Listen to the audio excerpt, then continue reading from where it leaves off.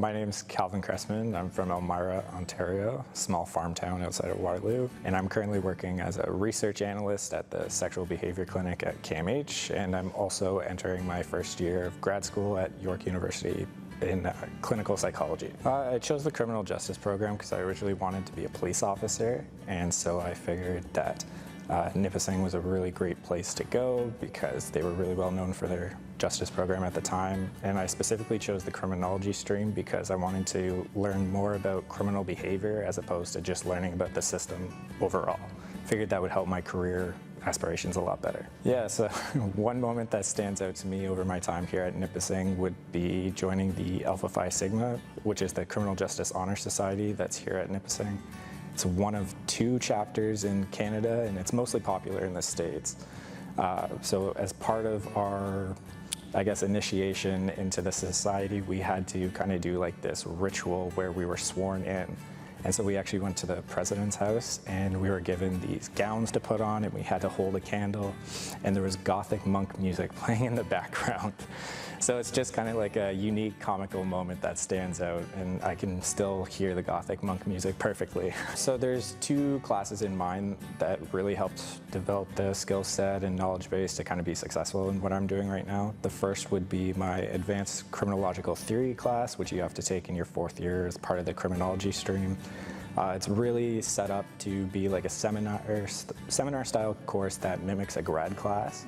So you develop an original research idea that's based off of something you're interested in, and you see it through until the end. So you actually create like a research proposal, you get feedback from the professor, you do a presentation then to your class, and your class asks questions, and you get additional feedback there.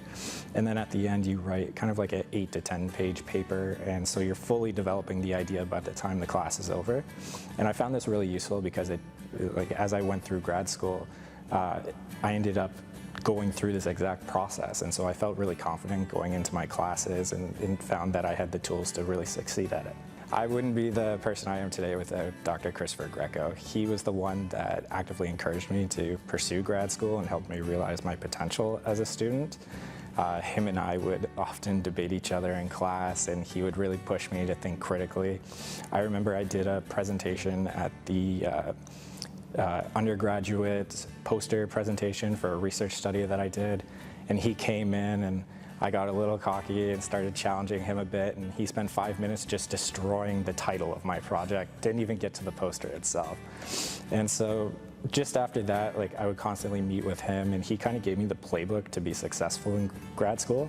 And since then, like, I keep in contact with him, probably talk like every 6 months or so and ask him for career advice. Being in grad school, there's lots of opportunities, and I ended up overcommitting myself. I had a bunch of research projects, full-time school, doing a thesis. I worked at 2 different psychiatric hospitals at the time too. And so when I was in my final year of my undergrad, I ended up going through a similar experience. I was taking the full 5 classes. I was working as a research assistant. I worked as the DeBon clinical assistant in the student counseling services. So just having to juggle like all those opportunities together, I learned a lot of time management skills that kind of helped transition into grad school, and I was able to navigate through all of that. Since graduating Nipissing, one thing that I've been really proud of that I've achieved so far is I actually obtained my master's in forensic psychology from Ontario Tech. Through there, I ended up getting a job as a research analyst at the Sexual Behavior Clinic at KMH, so I get to work with a lot of individuals who have been convicted of sexual offenses and have like problematic sexual interests or behaviors. And so I've gotten to actually do risk assessments with these individuals and also get involved on the research side of things, where I've kind of formed like a partnership and an ongoing working relationship with them. So it's been something that I never thought I would actually get into when I was here at school, but always had an interest in. And so I'm very excited about that. Since graduating, the criminal justice system is, well, it's something that constantly evolves, but one particular thing that I've noticed is the availability of services in the community. So starting in like the 60s and 70s, when a lot of institutions started to close down, the community kind of picked up the responsibility to treat those individuals, but they weren't ready for it. And so it's taken a long time for the community to adjust to that, but now you see a lot of social services, whether it's vocational skills like how to fill out resumes or how to set up a bank account, to actual treatment and services for depression or any other disorders that they may be diagnosed with. So the community has really gotten to a level where it can support that. Now, granted, there's still work to be done, obviously, but it's really starting to be more,